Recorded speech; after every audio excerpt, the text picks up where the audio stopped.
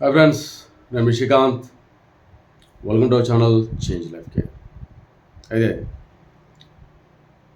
ప్రస్తుతం భారత్ పాక్ మధ్య యుద్ధం జరిగింది అంటున్నాం, యుద్ధం జరగలేదు అంటున్నాం, యుద్ధం జబర్దస్త్ అంటున్నాం, యుద్ధం ఆగింది అంటున్నాం. ఓళ్ళకి నచ్చింది అలా మాట్లాడుతున్నాం. అసలు జరిగింది నిజంగా యుద్ధమా కాదా? టెర్రరిస్ట్ అటాక్ జరిగిందనేది తెలుసు. దాన్ని కౌంటర్ చేసినామా, యుద్ధం చేసినామా, ఆర్మీ ఆపరేషన్ చేసినామా, ఆపరేషన్ సింధూరి చేసినామా, అసలు ఏం చేసినాం? చిన్న క్లారిటీ నా సైడ్కి వెళ్ళి గదేంటంటే, పాకిస్తాన్ వాడికి ఎప్పుడు గులుగులో చాలైతే అప్పుడు భారత్ని ఒక దేశంగా కాకుండా మొత్తం భారతదేశాన్ని ఒక ద్వేషంగా చూస్తూ మనం ఎప్పటికప్పుడు మన ప్రశ్నలు ఇస్తారు కదా, దాన్ని ఏమంటారు? కవ్వింపు చర్యలు కాదు, దూల అంటారు దాన్ని. వాడి గులగుల గోక్కోనికి ఎవడు చేస్తూ ఉంటాడు. సో అట్లా చాలాసార్లు సమాధానం చెప్పినాం. మొన్నసార్లు యుద్ధం గెలిచిన వాళ్ళ మీద ఇవన్నీ కాదు. ఇప్పుడు ప్రజెంట్ ఏంటంటే, ఆర్టికల్ 370 రూపంలో మన భారతదేశంలో కశ్మీర్లో అద్భుతమైన పరిపాలన కొనసాగుతుంది. టూరిజం అద్భుతంగా మూడవుతుంది. ఇవన్నీ నడుస్తున్నాయని వాళ్ళది ఎట్లా రూపాయి దిక్కులేదు. పక్కింటో డెవలప్ అయితే ఓ రోజు ఎంత మనది.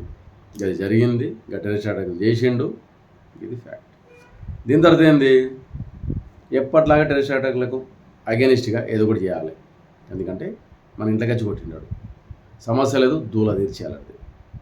సో గీడ ప్రజెంట్ ఉన్న బీజేపీ గవర్నమెంట్, మోదీ సాబ్ గవర్నమెంట్ ఏం చేసింది? సీదా 4 రోజులు టైం ఇచ్చింది. ఏప్రిల్ 22 నాడు అటాక్ జరిగింది. 4 రోజులు టైం ఇచ్చింది. ఇంటర్నేషనల్గా ఏదైతే మన దాయాది దేశాలు ఉన్నాయో, ప్రపంచవ్యాప్తంగా ఉన్న పెద్ద లాంటి దేశాలు ఉన్నాయో, అందరినీ కూడగట్టుకున్నది. ఎందుకంటే బలం కూడగట్టుకున్నది. మన దగ్గర బలం లేక కాదు, ఆడి బలహీనతలు ప్రపంచం గుర్తించాలని బలం కట్టుకుంది. మన దగ్గర బలం లేక కాదు. మళ్ళొకసారి చెప్తాను. 2, ఇది అయిపోయింది. అరే ఏం చేస్తాడు పోయి మోదీ సాబ్ ఎప్పటి నుంచో మస్తు చెప్తుండే, ఇప్పటిదాకా ఏం చేసింది లేదు, ఏం లేదని చెప్పేసి చాలామంది అనుకుంటారు. అట్లా కాకుండా ఈ టెర్రరిస్ట్ అటాక్లకు అగెనిస్ట్గా ఒక గట్టి దెబ్బ కొడితే దీనమ్మ మళ్ళీ ఇంకోసారి లేకపోతే పాకిస్తాన్ అన్న లెక్కలు కొట్టాలని ఫిక్స్ అయింది. దాయాది దేశాలకు, ప్రపంచవ్యాప్తంగా ఉన్న దేశాలకి మన ఇన్ఫర్మేషన్ ఏంది, మన స్థాయి ఏంది, మన స్టాండర్డ్ ఏంది, వారి పట్ల మన ఒపీనియన్ ఏంది, ఇవన్నీ చెప్పి ముంగటికెళ్ళింది. ఆర్మీని, ఎయిర్ ఫోర్స్ని, నేవీని 7 కాడ సెట్ చేసింది. అంటే మేము రెడీగా ఉన్నాం, ప్రపంచంలో ఎవ్వడు నీ దిక్కు నిలబడ్డా మేము ఒక్కలేమి నిలబడతాం, దుమ్ము దులిపేస్తాం అని చెప్పనీకి మేము రెడీ ఉన్నామని చెప్పనీకి ఒక పాకిస్తాన్ కాదు, ప్రపంచం మొత్తానికి చెప్పింది. ఆ తర్వాత ఆపరేషన్ సింధూర్. ఏంది ఆపరేషన్ సింధూర్? ట్రెడిషనల్ పేరు కాదు, ఒట్టి ట్రెడిషనల్ పేరు మాత్రమే కాదు. ఎందుకంటున్నా అంటే, కశ్మీర్లో మొన్న జరిగిన కాల్పుల్లో మతం పేరుతో మదమెక్కిన పాకిస్తాన్ టెర్రరిస్ట్ నా కొడుకులు మతం పేరుతో వాళ్ళ అంగిలావులు ఇప్పదీసి వీడు హిందువా ముస్లిమా చెక్ చేసి చంపేంత మదమెక్కిన నా కొడుకులకి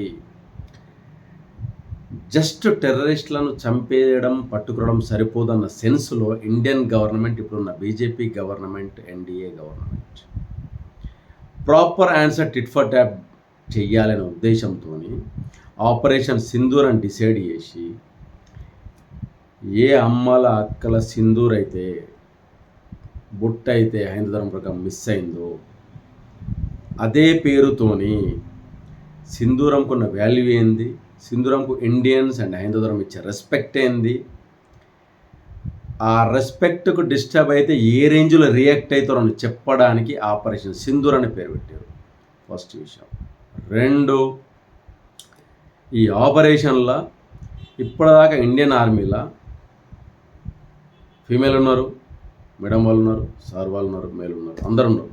కానీ ఫస్ట్ టైం ఖురేషీ మేడంని, సింగ్ మేడంని లీడ్ రోల్ ప్లే చేయడానికి, I'm sorry to say, lead role word వాడచ్చో వాడకూడదో నాకు తెలియదు, బట్ ఆర్మీలో, నేవీలో అండ్ ఎయిర్ ఫోర్స్లో ఈ త్రివిధ దళాలు ఏవైతే కలిసి ఫైట్ చేస్తున్నాయో, గన్లా ఒక మెయిన్ లీడ్ తీసుకునే ఒక కీ రేంజ్ పోస్టులో గలిద్దని పెట్టారు.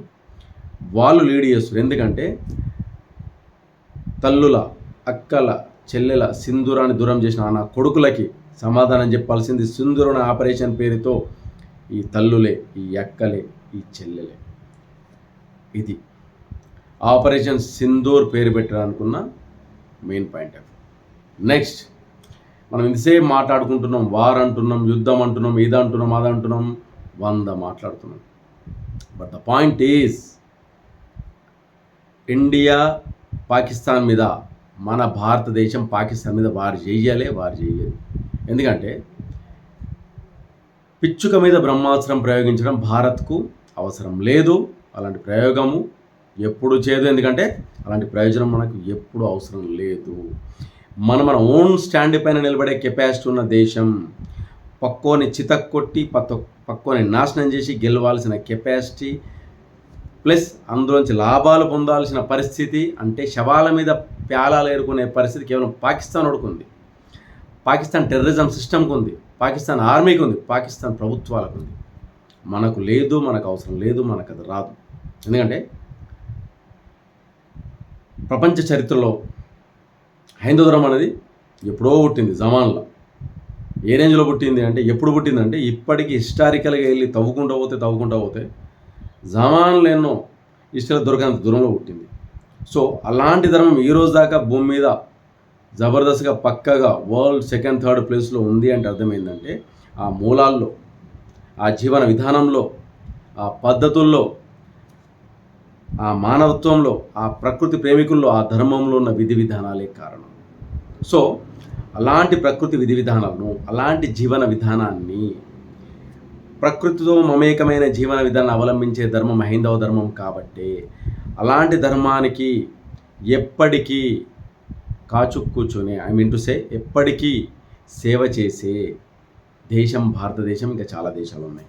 సో అలాంటి వారసత్వంలో వచ్చిన దేశం కాబట్టి మనం చీటికి మాటికి, చిన్నదానికి పెద్దదానికి రియాక్ట్ అవుతూ స్వల్పకాలిక లాభాల కోసం దీర్ఘకాలికంగా ఉండాల్సిన మానవ జీవితాన్ని, ప్రకృతిని నాశనం చేసే ఉద్దేశం మనకు ఏ రోజు ఏ కోశాన లేదు, ఉండదు.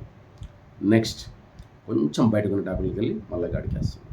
అసలు విషయం ఏంటంటే, సో ఇప్పుడు యుద్ధం అన్నీ మాట్లాడుతున్నాం. పాకిస్తాన్ కవ్వింపు చర్యలని చెప్పి సాఫ్ట్ లాంగ్వేజ్ నాకు రాదు. గెలికే రకం వాళ్ళు. ఒకసారి గెలికితే ఎలా ఉంటుందని ఒక్కో ప్రభుత్వం ఒక్కో స్టైల్లో చూపించింది. ప్రజెంట్ ఉన్న ప్రభుత్వం horror, terror, but professional terrors. So తమ లాంగ్వేజ్లో చెప్పాల్సిన పద్ధతిలో చెప్దామని చెప్పేసి ఆపరేషన్ సింధూర్ అని పెట్టారు. ఇందాక చెప్పిన అది అయిపోయింది. నెక్స్ట్, సో మనం ఇప్పటిదాకా మాట్లాడుకున్నాం యుద్ధం. అసలు యుద్ధం కాదు. పిచ్చుక మీద బ్రహ్మాస్త్రం వేసే అవసరం మన భారతదేశానికి ఏ కోశాన లేదో, మన వారసత్వం కానే కాదు. విషయం ఏంటంటే, స్ట్రాటజికల్ అటాక్ మనం చేసింది. ప్రపంచ దేశాల మద్దతు కూడగట్టుకొని ఇరుగు పొరుగోళ్ళు, ఈ పక్కోళ్ళు, ఆ పక్కోళ్ళు, పాలోళ్ళందరూ పొరుగు చేసు వాళ్ళందరినీ మధ్యకి ఎందుకు చేసుకున్నాం? పిసలైజ్ చేసుకున్నాం. పెద్ద మనిషి ఆయనకు తెలియదు, ఆయనకు అన్నీ తెలుసు. ఏం చేసుకున్నాము అంటే, వీళ్ళందరూ మద్దతు కూడగట్టుకునే ప్రాసెస్లో భాగంగా మేము జెన్యూన్ ఉన్నాం బాపు, వచ్చి చూడుర్రి, వాళ్ళు ఏమైనా ఎత్తేనే మేము చేస్తాము, అప్పటిదాకా మేము నోరు మూసుకొని కూర్చుంటాం. ఇది మన యుద్ధ నీతి. పిఓక దగ్గర కావచ్చు, ఇండియా పాకిస్తాన్ బార్డర్ దగ్గర కావచ్చు, అప్పట్లో వాళ్ళు గీసిన గీతలు 1947లో గీసిన గీతలు, తర్వాత పిఓక టైంలో గీసిన గీతలు కాదు ఇంపార్టెంట్. ఇక్కడ మాకు లక్ష్మణ రేఖ, నీతి, ధర్మం, న్యాయం అనే ఒక పద్ధతి భారతదేశానికి, భారత హైందవ ధర్మానికి, భారత ప్రభుత్వాలకు, భారత రాజ్యాంగానికి ఉంది. కాబట్టి మేము ప్రతి విషయంలో ఒక లక్ష్మణ రేఖని గీచుకొని ముందుకెళ్తాం. ఆ లక్ష్మణ రేఖ అంత ముందు ప్రభుత్వాలు ఫాలో అయినాయి. ఇందిరాగాంధీ సమయంలో ఫాలో అయ్యారు, మన అటల్ బిహారీ వాజ్పేయి గారి సమయంలో ఫాలో అయ్యారు, ఇప్పటికీ ఫాలో అవుతున్నాం. ఎందుకంటే రాజనీతి ఎప్పటికీ ఒకటే ఉంటుంది. కక్కుర్తి పడే ఆవశ్యకత మాకు లేదు, మాకు అవసరం కాదు. సో మన పరిధిలో, మన ఎల్ఓసి లోపల, మన రెండు దేశాల మధ్య ఉన్న గీత లోపల నిలబడి ఇక్కడి నుంచి మనం టార్గెట్ చేసినాం. టార్గెట్ పెట్టుకున్నాం, కొట్టలేదు. టార్గెట్ ఎవడు కొట్టిండు? పాకిస్తానుడు. ఆడి గెలుక్కునే స్వభావంలో భాగంగా వాడి ఉనికి కోసము ఇటు చైనా వాడు, అటు అమెరికా వాడు, అటు ఇంకో టర్కీ వాడు, దిక్కుమల నలుగురు కలిసేసి, ఒరే బాపు, ఇప్పుడు నీకు రాజకీయ అస్థిరత ఏర్పడ్డది నీ దేశంలో, నువ్వు కనీసం ఒక యుద్ధం అనేది భారతదేశమే ప్రకటించకపోతే నీకు ఏమంటారు, నీ ఉనికి లేదు అంటే దేవుడు గుర్తించడు. ఒక దేశం ఎలాగో మిమ్మల్ని గుర్తించలేదు, మనుషులుగా కూడా మిమ్మల్ని గుర్తించరు, రూపాయి అప్పు ఉంటుంది, బిచ్చమెత్తుకున్న పరిస్థితి ఎలాగో ఉంది, రేపు పొద్దున జీరో స్మాష్ కొలాప్స్ అనే పరిస్థితి వస్తుంది అని అటు అమెరికానో ఇటు చైనానో అటు టర్కీనో ఒక 4 దేశాలు కలిసి అటు చెప్పేసి ఆ రాజకీయ అస్తిత్వాన్ని కాపాడుకోవడానికి, రాజకీయ అస్తిత్వాన్ని చెదరగొట్టడానికి, ఇవన్నీ చేయడానికి ఆడికి కనబడ్డ ఏకైక మార్గం పాకిస్తాన్ వాడికి. ఎందుకంటే ఆడికి దిమాక్ లేదు, ఆడియప్ తిండు తప్ప బుర్రవాడే పరిస్థితి లేదు, ఎందుకంటే బుర్ర లేదు. సో ఆడు గెలకడము కవింపచలు ఇవన్నీ చాలు చేశారు. మనలో ఏడ రైఫల్ పెట్టుకున్నారు, గన్నులు పెట్టుకున్నారు, మిజైల్స్ పెట్టుకున్నారు, S-400 లాంటివి అన్నీ పెట్టుకుని గట్టి కూర్చున్నారు, ప్రపంచం అంతా కూడా కట్టుకున్నారు. ఇదంతా జరగడానికి ఏం జరిగింది, ఆడు ఇండియా ఎక్కడ మా మీద అటాక్ చేయబోతుందో అని చెప్పేసి తొందరపడేసి స్ట్రాటజీ లేని నా కొడుకు కాబట్టి ఇండియా మీద ఇది డ్రోన్ల వర్షం కురిపించిండు. ఇప్పుడు ఇండియా ఏం చేసింది, S-400తోని ఇంకొన్ని మన దగ్గర ఉన్న రాడార్ వ్యవస్థలతోని రాకెట్ లాంచర్ పసిగట్టే ఒక సిస్టమ్తోని డ్రోన్లు ఏడగనబడే ఎక్కడికక్కడ గాలిలో పేల్చేసినాం. ఇండియన్ గవర్నమెంట్, ఇండియన్ త్రివిధ దళాలు, ఇండియన్ ప్రభుత్వాలు అద్భుతంగా పనిచేస్తూ ఎక్కడికక్కడ వాళ్ళ డ్రోన్లను పేల్చేసిన తర్వాత మనం చేసింది ఏంటి అంటే మన డ్రోన్లను యాస్టీస్గా పాకిస్తాన్లో ఇవ్వాలి కదా, మనకిచ్చిండ్రు తిరిగి ఇవ్వాలి కదా వాళ్ళకు. ఎందుకంటే మనం గిఫ్ట్ తీసుకుని పురుసత్ కూర్చోవద్దు, వాళ్ళు మనకి ఇచ్చిర్రు, మనం తిరిగి ఇవ్వాలి. వాళ్ళు ఇచ్చింది గాల్లోనే వేసి పారేసి మళ్ళీ మన డ్రోన్లో యాస్టీస్గా మన టార్గెట్ ఏడుందో ఆడ గట్టిగా దించింది. సో వాళ్ళ డ్రోన్ల వ్యవస్థ నిర్వీర్యం చేసినాం, మన డ్రోన్లను యాస్టీస్ గట్ట దించేసినాం. ఇది అయిపోయింది. దీని తర్వాత ఏం జరిగింది, డ్రోన్ల వ్యవస్థ తర్వాత ఏం జరిగింది, మిజైల్స్, రాకెట్ లాంచర్స్ ఆడికి అమెరికాకి వెళ్ళి ఉన్నాయి, ఇటు చైనా దగ్గరికి వెళ్ళి ఉన్నాయి. ఎందుకంటే ఇలా అప్పు పెట్టే ఉంటుంది దగ్గర పైసలు దిక్కులు ఎట్లాగో పాకిస్తాన్ దగ్గర అట్లాగున్న మిజైల్స్ అవ్వచ్చు, రాకెట్స్ అవ్వచ్చు, ఇంకేమైనా పేర్లు ఉండొచ్చు దానికి. అవన్నీ F-16 అమెరికా దగ్గరికి వెళ్ళి తెచ్చినాయి, ఇంకేదో నంబర్ అని చెప్పేసి చైనాకి వెళ్ళి తెచ్చినాయి, మనమే ప్రయోగించేసారు. దీని ద్వారా ఏం జరిగింది, వాటిని ఎక్కడికక్కడ S-400 అనే ఒక సిస్టమ్ రష్యా నుంచి మనం కొనుగోలు చేసిన సిస్టమ్, దాన్ని ఎప్పటికప్పుడు మాడిఫై చేయడం వల్ల వాళ్ళ మిజైల్స్ని వాళ్ళ రాకెట్స్ని ఎక్కడికక్కడ గాల్లోనే తుక్కు చేసేసినాం. మన లాంగ్వేజ్లో మాట్లాడుకోవాలంటే ఎందుకు వనికి రాకుండా చేసినాం. ఇది అయిపోయిందా, నెక్స్ట్ ఇమ్మీడియట్గా స్ట్రాటజికల్ అటాకింగ్ అన్నాం కాబట్టి ఇమ్మీడియట్గా వాడి డ్రోనర్స్ మనం వాళ్ళ డ్రోన్లు నిర్వీర్యం చేసినాం, మన డ్రోన్లను దించినాం. వాడి రాకెట్ లాంచెస్ మన దగ్గరికి వస్తే గాలి పేల్చి పడేసినాం, మన రాకెట్ను అక్కడ లాంచ్ చేసినాం. మన రాకెట్ లాంచింగ్ ఎట్లుండో తెలుసు కదా, సీదా వాళ్ళ ఎయిర్ బేస్ల మీద గట్టిగా 8 ఎయిర్ బేస్లు ఖతం అయిపోయినాయి, ఎందుకు వానికి రాకుండా పోయినాయి. నెక్స్ట్ ఏంది, వాళ్ళ పోర్ట్లు, ఏం పోర్ట్లు అవి, ఏమంటారు దాన్ని, నేవీ పోర్ట్లను గట్టిగా పోటు పొడిచింది మనం. అంటే ఎయిర్ బేస్లు పోయినాయి, ఎక్కడి నుంచి వాళ్ళు ఎగరాలని చూసారో అలా రెక్కలేసి పడేసినాం. నెక్స్ట్ నేవీ, శాపపిల్లకి ఈదుకుంటూ వద్దాం అనుకున్నారు కదా, ఆడ తొక్కితే పాతాళంకి వెళ్ళిపోయారు. సో ఇవి కేవలం మనం స్ట్రాటజికల్గా వాళ్ళకి రిప్లై ఇచ్చింది మాత్రమే, ఇది గీడ వార్ అనేది ఎక్కడా లేదు. సో ఇప్పుడు ఇంత మాట్లాడుకోవాల్సిన విషయం ఎందుకు వచ్చింది అంటే, ఇంత ఎమోషన్ ఎందుకు అంటే, భారతదేశంలో యుద్ధం ఆగిపోయింది, అమెరికా కూడా చెప్పింది కాబట్టి మోదీ సాబ్ ఆగిపోయిండు, పెద్ద మనిషి సప్పుడు చేస్తలేడు, సైలెంట్ కూర్చున్నాడు, పాకిస్తాన్ గెలిచిందని చెప్పేసి పాకిస్తాన్లో సంబరాలు చేసుకుంటారు, ఇండియా గెలిచిందని ఇండియాలో సంబరాలు చేసుకుంటారు. ఇవన్నీ కాసేపు పక్కన పెడదాం. కేవలం మనం యుద్ధ వాతావరణం పాకిస్తాన్ ద్వారా మన భారతదేశంలో కనబడుతోంది, వినబడుతుంది తెలిసినందుకు మాత్రమే, యుద్ధ వాతావరణం ఎలా ఉంటుంది, ఫాగ్ ఆఫ్ వార్ ఎలా ఉంటుంది అని చూపించడానికి చేసిన ట్రయల్స్ మాత్రమే స్ట్రాటజికల్ అటాకింగ్. అంటే జస్ట్ మన ట్రయల్సే పాకిస్తాన్లో యుద్ధ వ్యవస్థని, వాళ్ళ ఎయిర్ బేస్లని, వాళ్ళ రవాణా వ్యవస్థని, వాళ్ళ పోర్ట్లని అన్నిటికీ నిర్వీర్యం చేసింది. Just single trials. 3 రోజుల ట్రయల్స్ ద్వారా ఇంచుమించు 30 సంవత్సరాలు కోలుకోలేని స్థితిలోకి పాకిస్తాన్ నెట్టేయగలిగింది Indian army, Indian navy, Indian air force, త్రివిధ దళాలు. సో నేను ప్రపంచ దేశాల్లో మాట్లాడుకుంటున్న దానికి, మన భారతదేశంలో మాట్లాడుకుంటున్న చాలామంది మేధావులకు వారేం చేసిరు, మోదీ సభ ఆపేసిండు, స్ట్రాటజికల్ ప్లే కాదు, ఏం కాదు, గేమ్ అని మాట్లాడుకుంటున్నారు. నేను చెప్పే సమాధానం ఏంటంటే, నేను విన్నది, నేను చూసింది, నేను చదివింది, నేను అబ్జర్వ్ చేసింది, నేను ఫాలో అవుతుంది, మీకు కూడా గూగుల్ చేస్తే దొరికేది. వరల్డ్ మీడియాలో దొరికే ఇన్ఫర్మేషన్ నా సొంత పంచాంగం కాదు, నా సొంత పైత్యం కాదు. ఇది కేవలం వరల్డ్ మీడియాలో, ఇంటర్నేషనల్ మీడియాలో ప్రాపర్ ఇన్ఫర్మేషన్ ఇచ్చే కొన్ని ఛానళ్ళు, వార్తాపత్రికల ద్వారా సేకరించిన ఇన్ఫర్మేషన్ ద్వారా మాత్రమే మాట్లాడుతున్నా. పాకిస్తాన్ మన మీద వార్ చేసింది.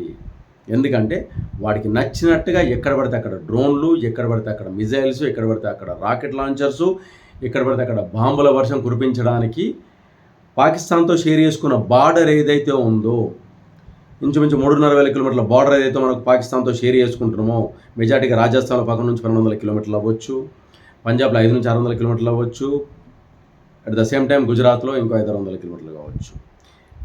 సో ఓవరాల్గా ఇంచుమించు 3,000 కిలోమీటర్ల రేంజ్, ఇంకా పైన ఏదో షేర్ చేసుకుంటున్నాం. సో ఇక్కడ వాడికి నచ్చినట్టుగా విచ్చలవిడిగా మానవత్వం లేకుండా ఒక వార్ అనేది ప్రకటించాడు. ఇష్టం వచ్చినట్టు వాడు ఇష్టం వచ్చినట్టుగా దాడి చేసిన సందర్భంలో కూడా మనం స్ట్రాటజికల్గానే అటాక్ చేశాం. ఇది గమనించాలి. మన భారతదేశంలో, మన కుహోనా మేధావుల్లో, మన అంటే మోదీ వ్యతిరేక మీడియాలో వస్తున్న వాటికి సమాధానంగా నేను మాట్లాడేది ఏంటంటే, ప్రపంచ మీడియా మాట్లాడేది నేను మాట్లాడుతున్నా, దాంట్లో నా అవగాహన కొద్దో గొప్ప యాడ్ చేసి మాట్లాడుతున్నాను. యుద్ధం చేసిన పాకిస్తాన్ మూసుకొని కూర్చుంది. స్ట్రాటజికల్ అటాక్ చేసిన భారత్ ఇంకో స్థాయిలో ఉంది. సో ఇక్కడ ఎయిర్ బేస్లు అవ్వచ్చు, మరోటి అవ్వచ్చు, వాళ్ళ రాకెట్ లాంచర్స్ అవ్వచ్చు, వాళ్ళ మిజైల్స్ అవ్వచ్చు, వాళ్ళ రాడార్ వ్యవస్థ అవ్వచ్చు, ఎవ్రీథింగ్ ఫెయిల్డ్. సో వాళ్ళు ఫెయిల్డ్ అని చెప్పడానికి వాళ్ళు వాడిన ఆయుధాలు ఏవి మనం ఇక్కడ మన గాలిలో అంటే మన భూమి మీద పడకుండా గాలిలో నిర్వీర్యం చేసినాం, తీసి పడేసినాం. మన మిజైల్ని కానీ, అట్లీస్ట్ మన డ్రోన్ను కానీ, మన రాకెట్ లాంచర్ని కానీ వాళ్ళు ఆపే శక్తి కానీ, వాళ్ళ రాడార్ వ్యవస్థకి కానీ, వాళ్ళ దగ్గర ఉన్న యుద్ధ నీతిలో కానీ, వాళ్ళ దగ్గర ఉన్న టెక్నాలజీలో కానీ, అమెరికా నుంచి వచ్చిన మిజైల్స్లో అమెరికాలో వచ్చిన రాడార్ వ్యవస్థ నుంచి కానీ, చైనా నుంచి కొనుక్కున్న మిజైల్ అపోన్ చేసే టెక్నాలజీలో కానీ ఎక్కడ లేదు. అంటే చైనా నుంచి, అమెరికా నుంచి వాళ్ళు కొన్నది నెట్ పెట్టి కొనలేదు కాబట్టి, పైసలు ఇచ్చి కొనలేదు కాబట్టి, అప్పు కింద కొన్నారు కాబట్టి, డూప్లికేటివో, పాడైనో, పనికి మాలినో, సర్వీసింగ్ సెంటర్లు ఉన్నాయో తీసుకొచ్చి వాళ్ళకి ఇచ్చారు. ఇది పాకిస్తాన్కి అర్థమైనా మూసుకొని కూర్చునే పరిస్థితి లేదు. ఎందుకంటే రేపొద్దున మళ్ళీ చైనాను, అమెరికాను హెల్ప్ చేయాలి. అంత తప్ప స్వయం సమృద్ధి, తన కాళ్ళపైన తను నిలబడ్డము, తాను లేచి ముందుకెళ్ళడము, ప్రజల్ని ముందుకు తీసుకెళ్ళడము, ఒక దేశాన్ని దేశంగా ముందుకు తీసుకెళ్ళడం అనే సిస్టమ్ పాకిస్తాన్లో లేదు. సో దీని గురించి ఎంత మాట్లాడుకుని ఇంకా గంట మాట్లాడినా, 2 గంటలు మాట్లాడినా ఇదే విషయం ఉంటుంది. ఫైనల్గా మనం మాట్లాడుకోదగ్గ విషయము, చెప్పుకోదగ్గ విషయము, గర్వంగా భారతీయులుగా మరొక్కసారి మాట్లాడుకోవాల్సిన విషయం ఏంటి అంటే, అమెరికా ఆఫ్ఘనిస్తాన్ మీద యుద్ధం చేసింది, ఇరాన్ ఇరాక్ల మీద యుద్ధం చేసింది, ఇంకేదో యుద్ధం చేసింది. ఫైనల్గా అమెరికా యుద్ధం చేయడం వల్ల కోల్పోయింది తప్ప సాధించింది ఏమీ లేదు. సరే ఎంతో కొంత సాధించవచ్చు, దేశభక్తిని చూరగొనవచ్చు, మరొకటి కావచ్చు. లాంగ్ రన్లో అమెరికా నష్టపోయింది. నెక్స్ట్ రష్యా, మనకంటే ఆయుధ సంపత్తి ఎక్కువ కలిగిన దేశాలు అమెరికా ఒకటి, రష్యా ఒకటి. ఆయుధ సంపత్తి ఒకటే కాదు, అంతకు మించిన అనుభవం కూడా కావాలి, అంతకు మించిన యుద్ధ నీతి కూడా కావాలి అని చెప్పేసి మనం ఒక వీడియోలో మాట్లాడుకున్నాం. సో అలాంటి రష్యా నుంచి టెక్నాలజీని అడాప్ట్ చేసుకున్న మనము ఒక స్మార్ట్నెస్తో యుద్ధం చేస్తూ 3-4 రోజులలో ఎక్కడి దగ్గర కొలిక్కి తీసుకొచ్చి వాళ్ళను వండబెట్టిన పాకిస్తాన్లో. ఇప్పుడు ప్రపంచ దేశాలు అందులో అమెరికా అవ్వచ్చు, రష్యా అవ్వచ్చు, ఉక్రెయిన్ అవ్వచ్చు, గాజా అవ్వచ్చు, ప్రపంచవ్యాప్తంగా ఉన్న యూరప్ కంట్రీస్ అవ్వచ్చు, అరబ్ కంట్రీస్ అవ్వచ్చు, అందరూ కూడా అంటే పాకిస్తాన్కి అగెనిస్ట్గా భారతదేశం యుద్ధం చేస్తే, ఆ యుద్ధంలో భారతదేశం నష్టపోతే, ఆర్థిక వనరులు భారతదేశంలో సంకనాకపోయేలా చూస్తూ ప్రభుత్వ అస్థిరతను సృష్టిద్దామని చూస్తున్న చైనాకు ఈ వార్ బ్రేక్ అవ్వడం అనేది డైజెస్ట్ అయితే లేదు.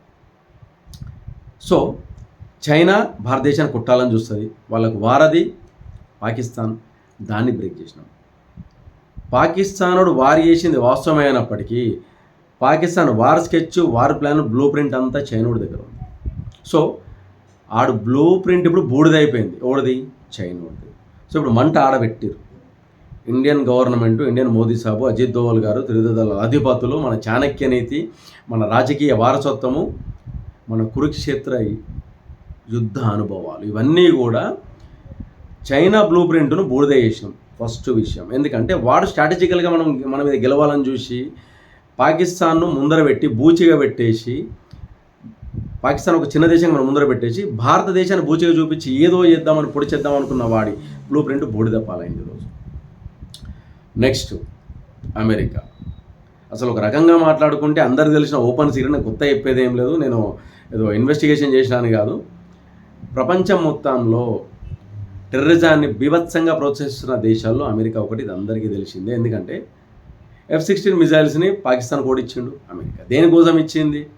టెర్రరిజం అగేన్స్ట్గా వాడండ్రా బాబు అని చెప్పి ఇచ్చిన మిజైల్స్ని భారతదేశం మీద ప్రయోగించినప్పుడు, మొన్న మన మీద ఈరాన్లో ప్రయోగించినప్పుడు, ఒరే F-16 భారతదేశం ఎందుకు ప్రయోగిస్తున్నావు? భారతదేశం టెర్రరిస్ట్కి అగెన్స్ట్గా వారి అటాక్ చేస్తుంది కదా, గాలం ఎట్లా ప్రయోగిస్తారు అబ్బాయి పిసముండవుడుక, టెర్రరిస్ట్ స్థావరాల మీద కానీ అటాక్ చేయాల్సిందే అని చెప్పాల్సిన అమెరికా ఇలా మధ్యవర్తిత్వం తీసుకుంటున్నాము, భారతదేశం పాకిస్తాన్ మధ్య శాంతి సమస్య ఏంది, శాంతిని రేకెత్తించే ప్రయత్నాలు చేస్తున్నాము అంటే నువ్వెవడరా? నాకు అర్థం కాదు.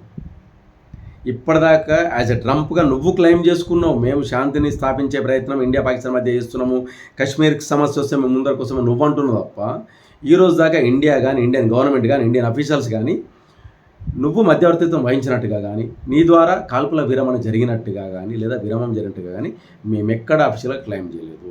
నువ్వు క్లెయిమ్ చేసుకుంటాను, అది నీ ఇష్టం, దానికి కూడా ఏం చేయలేడు. సో ఇదంతా నేను కొత్తగా చెప్పేదేం కాదు, చిన్న స్ట్రాటజీతో మనం వీడిదాకా తీసుకొచ్చినాము.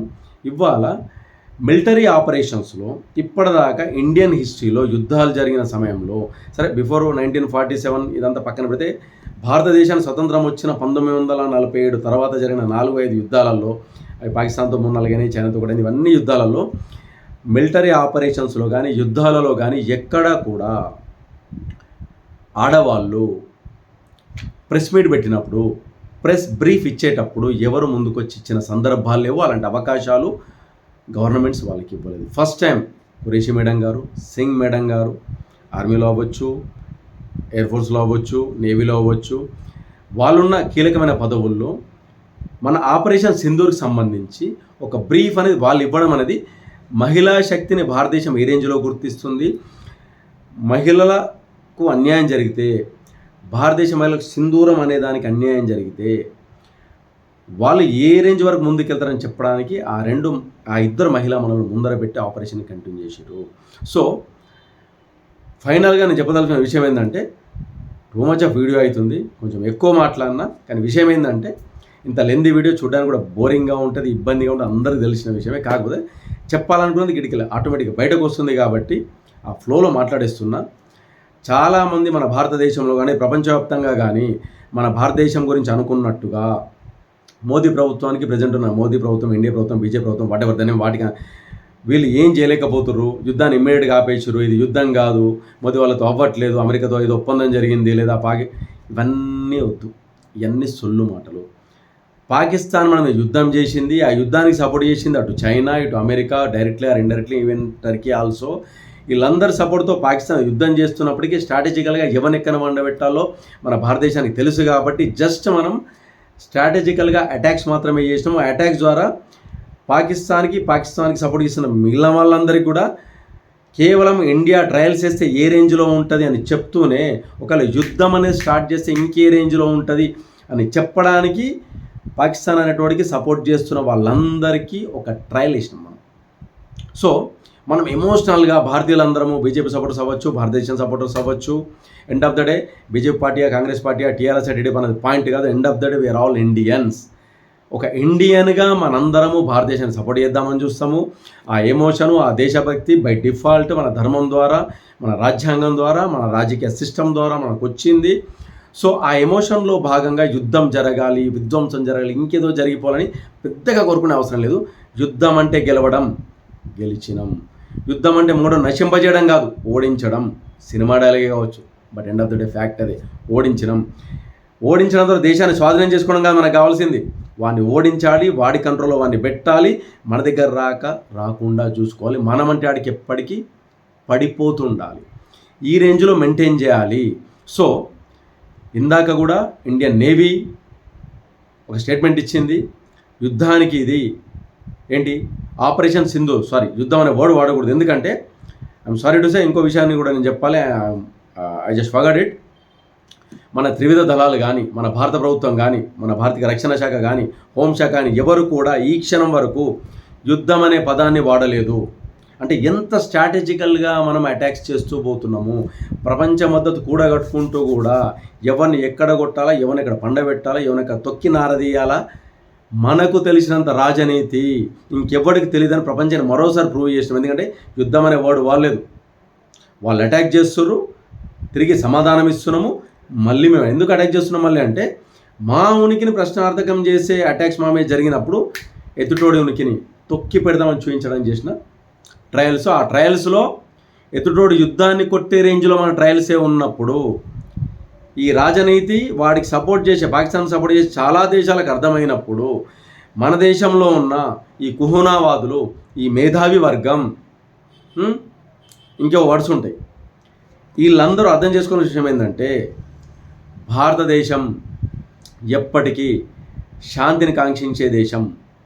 శాంతిని కాంక్షించడం అంటే యుద్ధానికి దిగడం కాదు, బట్ యుద్ధ వాతావరణం వస్తే తొక్కి నారదీస్తామని చెప్పడం శాంతికాంక్ష.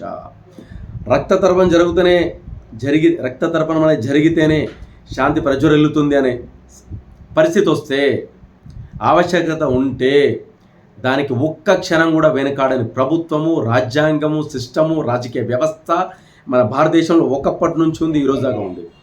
అంతర్గతంగా పార్టీలకు మనకు మధ్య సవ్వాలక్ష ఉండొచ్చు, మన మధ్య మనకు 100 గొడవలు ఉండొచ్చు, బట్ దేశం అనే ఒక ఎమోషన్ వస్తే పార్టీలకు అతీతంగా, మతాలకు అతీతంగా, కులాలకు అతీతంగా కలిసే ఏకైక దేశం ప్రపంచంలో ఏదైనా ఉంది అంటే the one and only country in the world, India, Bharat.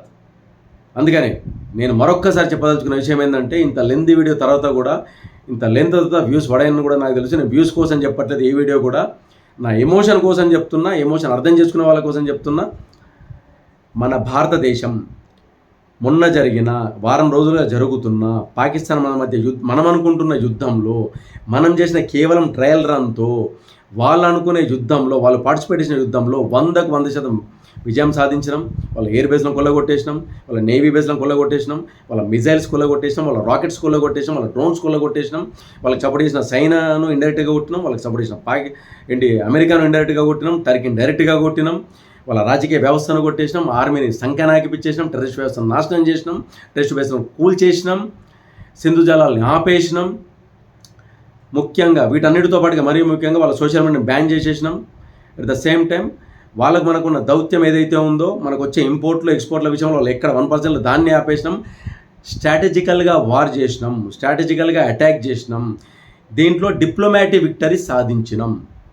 War అంటే ఒకటిని కొట్టడము, చంపడము, వాడిని స్వాధీనపరచుకోవడం, వాడిని ఆక్యుపై చేయడం కాదు అని చెప్పేసి 21st సెంచరీ వార్ను చేసి నిరూపించుకొని ప్రపంచ దేశాలకు ఒక ఎగ్జాంపుల్గా నిలుస్తూ, వార్ చేయాలంటే అడ్వాన్స్ ఎక్విప్మెంటే కాదు, అంతకు మించిన ఇంటెలిజెన్స్ కావాలి, అంతకు మించిన అనుభవం కావాలి అని చెప్పేసి ప్రపంచ దేశాలకు, వరల్డ్ వైడ్గా యుద్ధ సామగ్రులు అత్యధికంగా ఉన్న దేశాలకు, ఆవేశంతో ఉన్న దేశాలకు, ఆర్థికంగా ఉన్న దేశాలకు, రాజకీయంగా ఉన్న దేశాలకు, అన్ని రకాలైన దేశాలకు, ప్రపంచవ్యాప్తంగా ఉన్న అన్ని దేశాలకు భారతదేశం వైపు నుంచి ఒక అద్భుతమైన మెసేజ్ పోయింది. ఇది మన భవిష్యత్ తరాలు, మన పిల్లలు దీన్ని ఫ్యూచర్లో, సోషల్లో, చరిత్రలో ఒక లెసన్గా చదువుకునే రోజులు ముందరలో ఉంటాయి. ఇప్పటికిప్పుడు మనం దాన్ని గుర్తించకపోవచ్చు, భవిష్యత్ తరాలు ఈ విషయాన్ని, ఎందుకంటే ఇప్పటికిప్పుడు రష్యాకు ఉక్రెయిన్ మధ్య 3 సంవత్సరాల నుంచి 4 సంవత్సరం యుద్ధం జరుగుతుంది. అత్యధికంగా ఆయుధ సంపత్తి ఉన్న రష్యాకు ఉక్రెయిన్ మధ్య యుద్ధం సాగుతోంది. ఇజ్రాయెల్కు గాజా మధ్య యుద్ధం జరుగుతుంది. ఇజ్రాయెల్ ఎన్నో దేశాలు యుద్ధం చేశారు, చుట్టుపక్కల దేశాలు. సో ఈ 2 దేశాల మధ్యలో వాళ్ళ 2 శత్రు దేశాలు, వాళ్ళ శత్రు దేశాల మధ్య జరుగుతున్న యుద్ధంలో ఇప్పటిదాకా ఎక్కడ ముగింపు లేని పరిస్థితి కొనసాగుతోంది. సో ప్రపంచవ్యాప్తంగా ఇలాంటి పరిణామాలన్నింటినీ గమనించిన భారత ప్రభుత్వం, భారత ధర్మం, భారత సిద్ధాంతాలు, భారత రాజ్యాంగం, ఇవన్నీ కూడా కేవలం ఆయుధ సంపత్తిని నమ్ముకొని యుద్ధం చేస్తే కింద పడిన దేశాలను కూడా మనం గమనించినాం. కేవలం రాజకీయ సంపత్తిని దృష్టిలో పెట్టుకొని యుద్ధాలు చేస్తే ఎన్ని సంవత్సరాలు వెనక్కి వెళ్తామో మనకు తెలుసు. సో ఇలాంటి ఎన్నో అంశాలు ఉంటాయి. ఒక దేశాన్ని దెబ్బతీయాలంటే గట్టిగా గన్లతోనో, బుల్లెట్లతోనో, మిజైళ్లతోనో, రాకెట్ లాంచర్లతోనో కొడితే సరిపోదు. అవి ఫిజికల్గా మాత్రమే దెబ్బతీస్తాయి. ఒక దేశాన్ని దెబ్బేయడానికి వాళ్ళ మానసికంగా, శారీరకంగా, సామాజికంగా, ఆర్థికంగా, రాజకీయంగా, దౌత్యనీతి ప్రకారం ఇలాంటి ఎన్నో మార్గాలు ఉంటాయి.